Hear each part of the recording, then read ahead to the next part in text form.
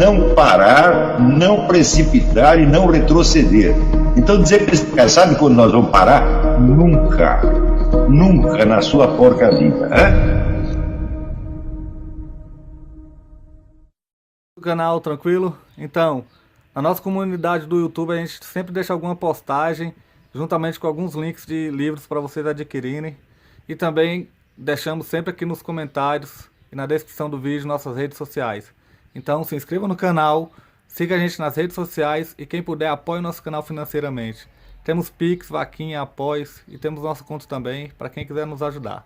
Tranquilo? É isso aí. Sempre com Deus, pátria, família e liberdade por um Brasil melhor. Valeu!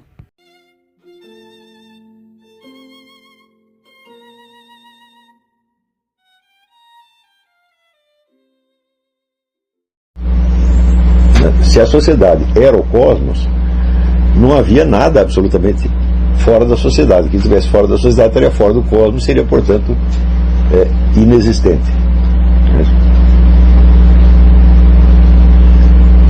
A existência de várias sociedades desse tipo, mais ou menos em concorrência, é, vamos dizer, o escândalo permanente e o motivo de crise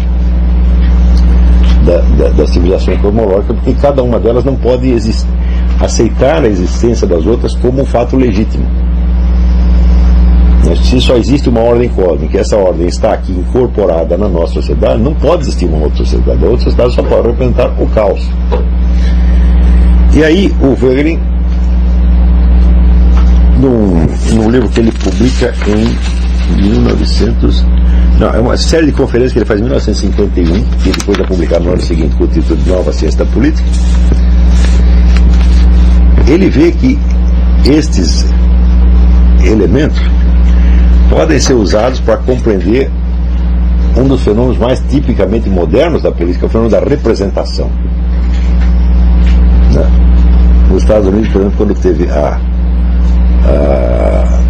Revolução Americana, a Revolução da Independência, um dos motivos fundamentais da Revolução, porque a Inglaterra cobrava impostos das colônias, mas as colônias não tinham representantes no parlamento. Então eles inventam o lema que até hoje se repete muitas vezes: no taxation without representation. Quer dizer, nós não pagamos impostos se nós não temos os nossos representantes lá. Quer dizer, a presença do representante do povo legitima a autoridade que o governo tem para cobrar impostos desse mesmo povo. Tá certo? Porém, o Voegelin nota que esta ideia da representação, no fundo, ela não se refere só à representação através de pessoas. Não é que o povo tem um representante, mas é que a ordem vigente representa o povo. Legitimamente ou ilegitimamente ela representa. Então, esta ordem é ao mesmo tempo o critério para distinguir o justo e o injusto, o legítimo do ilegítimo, o verdadeiro do falso. É isso. E quando retroativamente ele coloca isso, ele chama de, distinguindo a representação política, ele chama de representação existencial. Quer dizer, a ordem como um todo, é isso, representa a sociedade. Tá certo? E esta ordem, ela fornece à sociedade, retroativamente, o critério para distinguir o certo do errado, o verdadeiro do falso. Quando ele aplica isso, essa distinção, às civilizações cosmológicas, ele vê que ali não há nenhuma possibilidade de você conceber uma verdade fora da própria ordem vigente. Quer dizer, a ordem do cosmos, que é a ordem da sociedade, é ao mesmo tempo a verdade como um todo. E tudo que esteja fora da ordem social é não apenas maligno, mas é falso. Então, quer dizer, cada uma dessas ordens se considerava a incorporação da verdade total. E o que estivesse fora dela, tá certo, não podia ter existência legítima porque era falso.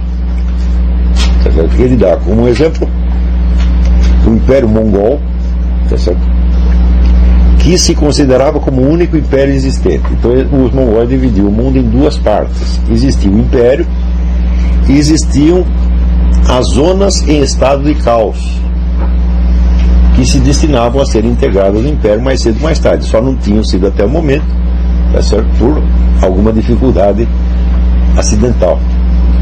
mais ou menos essa mesma concepção existia no Império Egípcio, na Índia, na China, etc, etc. Então, vamos dizer, a simples coexistência de várias ordens desse tipo era para cada uma delas um escândalo, mais que um escândalo, era uma ameaça. Não é isso? Quer dizer que até certo ponto as guerras, as invasões, as absorções das culturas em torno, né, permitiu, mediante certos arranjos simbólicos, manter a unidade da concepção cosmológica. Como, por exemplo, o próprio Egito. O Egito se forma à medida que vai integrando, né, centenas de pequenas comunidades em volta, né, e incorporando essas ordens parciais à sua ordem total, como fará mais ou menos o Império Romano depois, ao colocar no seu panteão de deuses os deuses das comunidades dominadas. Quer dizer, esse é um arranjo, né? Você foi? Por quê? Opa.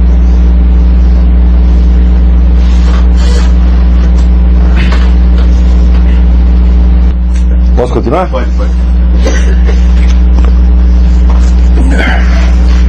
Então, como eu estava dizendo, a limitação estrutural da civilização cosmológica é que não pode ter mais de uma.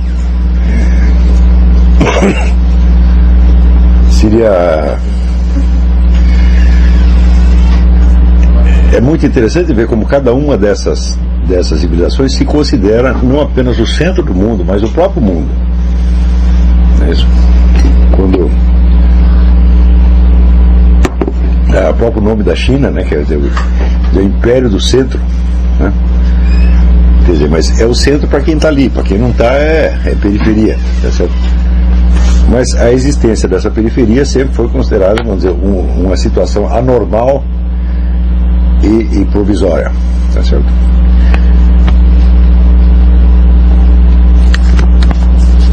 Em face desse modelo de ordem,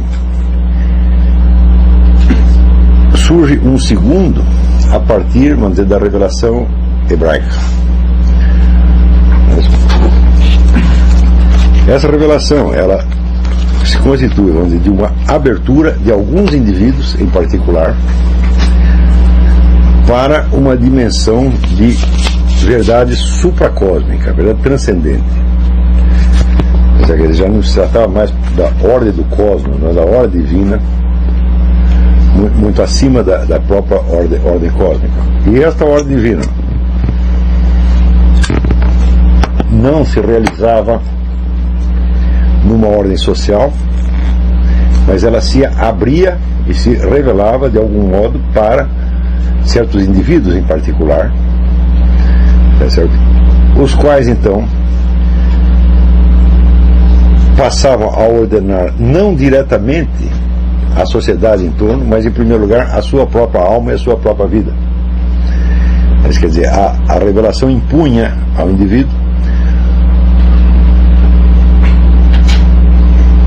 a obrigação de agir segundo aquilo que ele tinha ficado sabendo. Não é isso?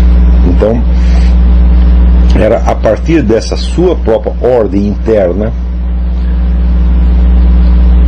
que refletia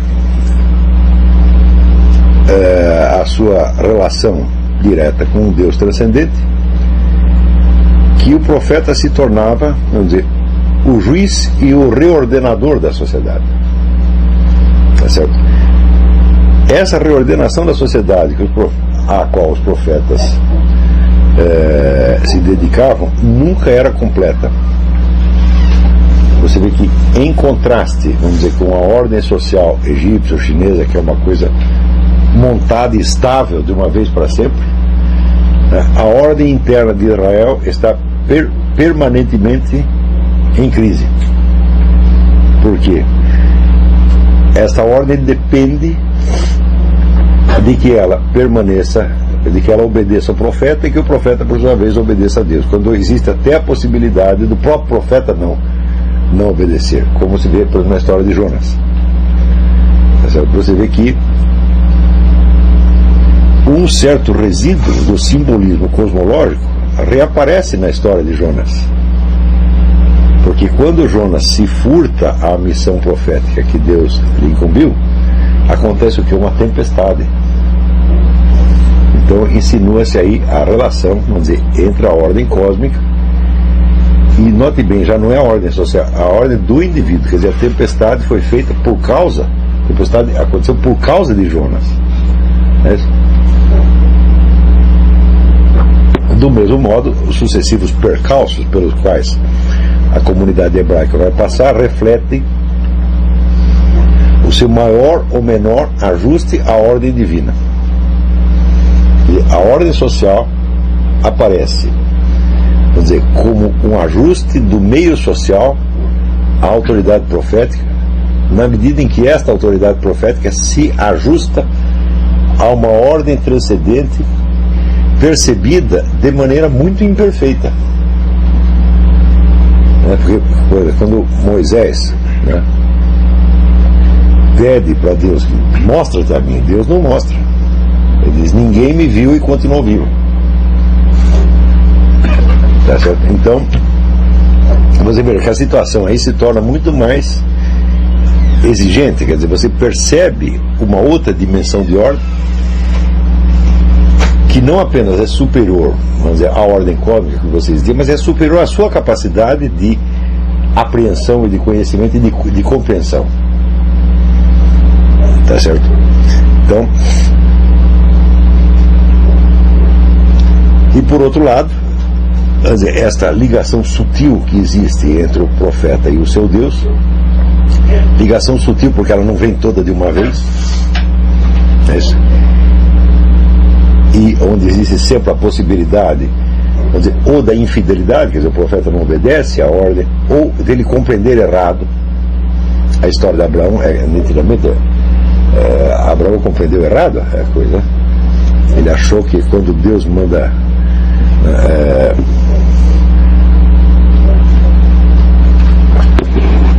sacrificar o seu filho, isso não é que Deus não mentiu para ele. Era para sacrificar, mas não nesse sentido, não no mesmo sentido que sacrificava, né, uma ovelha. Então a revelação ela tem que ser interpretada, ela tem que se transformar numa ordem interna da alma do profeta, o que já é um trabalho suficiente, porque ele tem que está num trabalho, num esforço permanente de compreensão daquilo que lhe foi revelado. E após a compreensão, aquilo tem que se transformar, não basta a compreensão mental da coisa, aquilo tem que se transformar num novo modo de existência, na qual ele dê testemunho de uma revelação que já não está presente, mas que aconteceu no passado. Quer dizer, o problema da recordação, ele tem que ser fiel à sua recordação, tá certo? E esta ideia após que a ordem cósmica está permanentemente presente, e ela se reflete imediatamente no movimento dos astros, na sequência das estações, em todos os fenômenos naturais, né? A revelação divina, ela vem e passa, tá certo? E ela não é renovável, tá certo? Por mero pedido, né? Quer dizer, o profeta pode pedir que Deus lhe explique de novo, mas ele não tem um contrato com Deus não é obrigado a fazer isso, tá certo? Então, existe o problema da recordação, da fidelidade da recordação e da progressiva incorporação daquela verdade na alma do indivíduo. E, em seguida, o terceiro problema, que é a passagem disso para a ordem social. Não é isso? Onde vamos dizer, as fraquezas e as eventuais desobediências do profeta se refletem na fraqueza e nas desobediências do meio social. O famoso episódio do bezerro de ouro, quando Moisés vai lá buscar as tábuas da lei, os caras já fazem uma confusão embaixo, restaurando, né, um culto anterior, de natureza nitidamente cosmológica, né? Então, existe uma certa recusa, uma certa renitência, uma certa resistência da sociedade a escapar, vamos dizer, da antiga ordem cosmológica e integrar-se numa outra ordem que era infinitamente mais sutil e mais exigente. Isso significa, como esta ordem não vem toda de uma vez, e também a sua compreensão não é instantânea, e como há uma série de percalços, isso inaugura o quê? Uma outra dimensão que não existia para as civilizações cosmológicas, que é a dimensão da história. Né? Você vê que todo a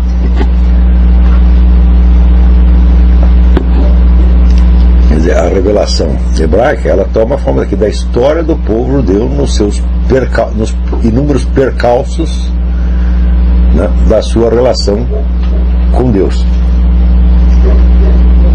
Que às vezes Deus fala, às vezes não fala, às vezes você entende, às vezes não entende, às vezes você ouve, às vezes você não ouve, às vezes você obedece, às vezes você não obedece. Então Israel já existe. Se as civilizações cosmológicas existiam dentro de um mundo fechado, totalmente ordenado nos seus mais mínimos detalhes, Israel agora vive na incerteza. Isso quer dizer, o único elo que existe entre Israel e a ordem divina é a relação da fidelidade. A fidelidade consiste, primeiro, em recordar, não esquecer. Você vê que esse tema do esquecimento da revelação é constante na Bíblia. Quer dizer, eu dei a mensagem lá para trás e vocês esqueceram. Até tem isso aí é um tema recorrente da literatura universal, o esquecimento de Deus, até no nosso Camões, nessas famosas redondilhas sobre os rios que vão para o Babilônia, me achei onde sentado chorei, as lembranças de Sião que todos nela passei. Aquilo ali o que é? É o povo que perdeu o fio da meada da sua história porque ele se esqueceu da revelação. Então daí lhe sucede uma série de desgraças, né? Ele é feito prisioneiro, é tornado escravo, e daí na escravidão ele se recorda de Deus e tenta voltar ao caminho para reencontrar de novo, né, o caminho da sua libertação. Então o Frege ele coloca o êxodo de Israel, quer dizer, a saída de Israel do Egito, como o instante inaugural da dimensão histórica para a humanidade. É isso. Então, e a história, ela se caracteriza porque, vamos dizer, ela tem o início, tem alguma fonte originária, mas ela não tem um término pré-determinado. Existem certas promessas muito vagas de Deus a serem cumpridas em data muito incerta e por meios absolutamente imprevisíveis, tá certo? Mas isso é tudo que você tem. Ou seja, há aquela certeza da repetição cíclica que existia nas civilizações cosmológicas, se substitui, né? Agora, a incerteza, onde o único fio da meada é a fé com relação ao passado e a esperança com relação ao futuro. É só isso que você tem. Então, esta vida na incerteza histórica é a nova dimensão que é inaugurada por toda a humanidade. Então, compreendendo? Quase que simultaneamente acontece na Grécia um segundo salto. O Wegner chama essas transformações de saltos para dentro do ser, né? Quer dizer, uma nova dimensão do ser, uma nova dimensão da existência, né? Que passa a existir para a consciência humana, que antes não existia. Não que ela nunca fosse insinuada, existem sinais dela espalhados pela civilização cosmológica. Essa noção da incerteza, por exemplo, ela muitas vezes aparece, tá certo? Mas aparece temporariamente e para certos indivíduos e não se incorpora na sociedade, né? Quer dizer, não há uma sociedade que está consciente da sua existência histórica. E a coisa que mais caracteriza Israel é a comunidade inteira está consciente de que ela não tem mais uma ordem fixa, mas tem uma história e, portanto, tem uma missão a ser cumprida na história, não havendo absolutamente certeza de que eles são capazes de cumprir essa missão e muito menos dos meios pelos quais em cada momento essa missão será cumprida, né? Então, vamos dizer, essa noção da fidelidade ou da fé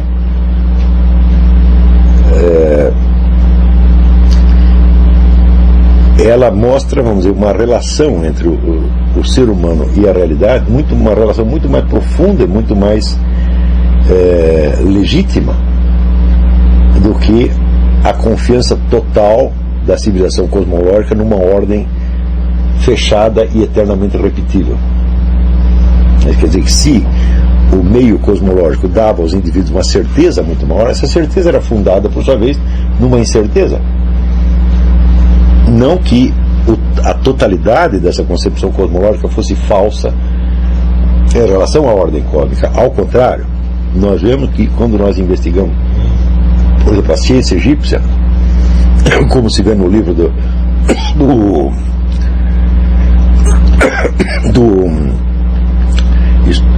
historiador polonês Schwager de Lubitsch, no livro Le Temple de l'Homme, que depois ele resumiu no livro chamado Les Miracles Égyptiens, e que por sua vez é resumido no livro do John Anthony West, Serpent in the Sky, Serpente no Céu. Nós vemos que essas civilizações tinham chegado a um refinamento muito grande das relações entre sociedade e cosmos, né?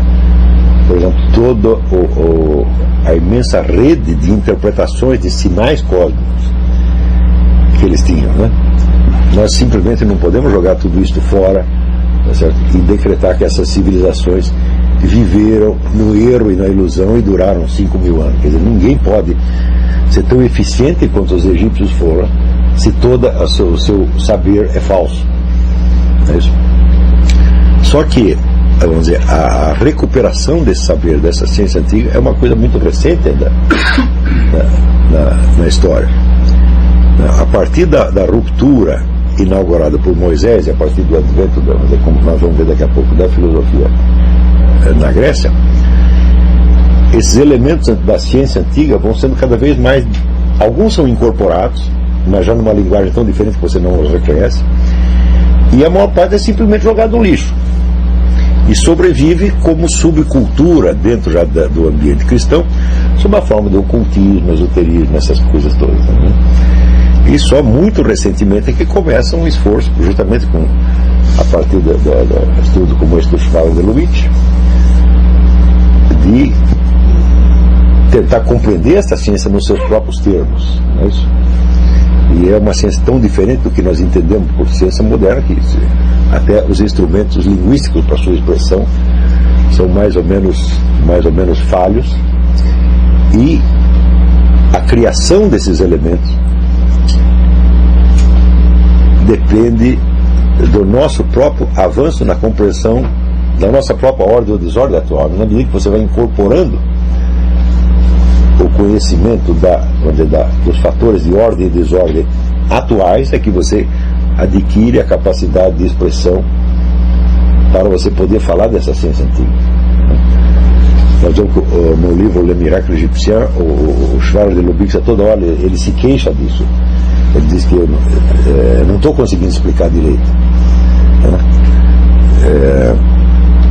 Já quando no John Anthony West a coisa já, às vezes ele explica melhor do que o próprio Schwager de Lubitsch. Então, note bem, nenhum desses autores, nem Schwager de Lubitsch, nem John Anthony West é citado pelo Foegler, mas eu estou dando exemplo de como o estudo da civilização cosmológica progrediu muito depois do Foegler. Então, ao mesmo tempo que acontecia esse salto no ser no meio hebraico, acontecia um outro, mais ou menos do mesmo teor, mas por meios diferentes, na Grécia, com a inauguração da filosofia. O que era a filosofia? A filosofia era um esforço empreendido por certos indivíduos de captar, para além da ordem social e da ordem cósmica existente, as tais leis não escritas de que fala a Antígona na peça de Sófocles. A Antígona é a história de dois guerreiros que morreram lutando por um país estrangeiro. Eles saíram da sua cidade e entraram numa guerra por conta de um país estrangeiro e morreram na guerra. Então, quando trazem os cadáveres deles de volta para a cidade, o rei ali se recusa a sepultá-los na cidade, porque diz, não, eles morreram lutando por uma nação estrangeira, não tem nada a ver com isso, eles não são mais membros desta comunidade. E da Antígona, que é irmã dos falecidos, ela argumenta, fala, não, o que você está falando está certo, de acordo com a lei da cidade, mas acima dela existe uma lei não escrita, né, que diz que não é decente você recusar uma sepultura, né, aos mortos. Tá certo? Então, essa lei não escrita é exatamente a lei divina que está para cima das leis cósmicas incorporadas na ordem social. Então, na Antígona você já vê que se abriu ali um abismo entre a consciência do indivíduo, que está aberta para a lei divina supracósmica, e a consciência do meio social, que está presa àquela ordem cosmológica. Então, o que é o filósofo? O filósofo é o sujeito que tenta, por seus próprios meios cognitivos, descobrir algo da ordem divina. E o instrumento que ele usa para isso é o que vai se chamar razão ou logos.